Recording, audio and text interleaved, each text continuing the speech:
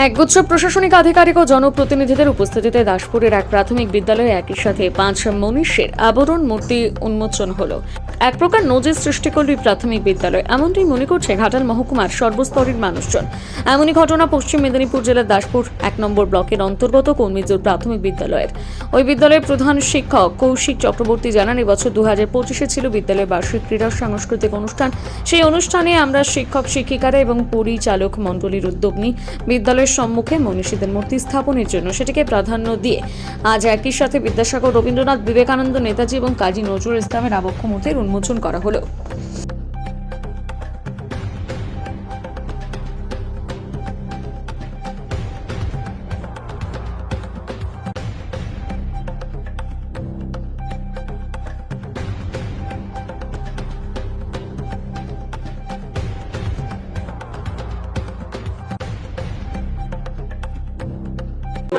বাৎসরিক অনুষ্ঠান কি বলবেন? বাৎসরিক অনুষ্ঠান আমাদের প্রত্যেক বছরই হয়, এবছরও তার ব্যতিক্রম নয়। কিন্তু এর সাথে এবারে যুক্ত হলো 5 জন প্রাতঃস্মরণীয় যে মনীষী, সেই মনীষীগণের আবক্ষ মূর্তির আবরণ উন্মোচন, এই অনুষ্ঠানটা যুক্ত হলো।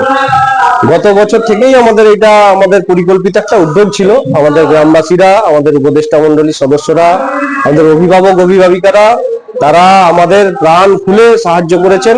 বিশেষত আমাদের প্রাক্তন ছাত্রছাত্রীরা যারা স্কুল থেকে পড়ে গেছে, আপনারা এখানে দেখতে পাবেন 1956 সালে আমাদের প্রতিষ্ঠা বা বর্ষ বলে লেখা আছে। কিন্তু আমরা এখানে গ্রামে এসে শুনেছি যে এই স্কুলটা সরকারিভাবে 1956 সালে রেকর্ড হলে এর বহু আগে থেকেই এখানে স্কুল। অনেক ছাত্রছাত্রী আমাদের আছে, ভারতবর্ষ তথা পৃথিবীর বিভিন্ন প্রান্তে ছড়িয়ে আছে। তারাও বিভিন্নভাবে আমাদের সাহায্য সহযোগিতা করেছেন এবং তারা সক্রিয়ভাবে অংশগ্রহণ করবেন আমাদের এই অনুষ্ঠানটাতে। এইটাই আমার সবচেয়ে ভালো লাগছে। বিশিষ্ট জনেরাও এসছেন এই মূর্তিটা উদ্বোধন করতে। আমাদের স্কুলের শিক্ষকরা আছেন, প্রাক্তন শিক্ষকরা, যারা আমাদের এই মূর্তিগুলো ডোনেট করেছেন। আমরা সকলের সহযোগিতায় কৃতজ্ঞ।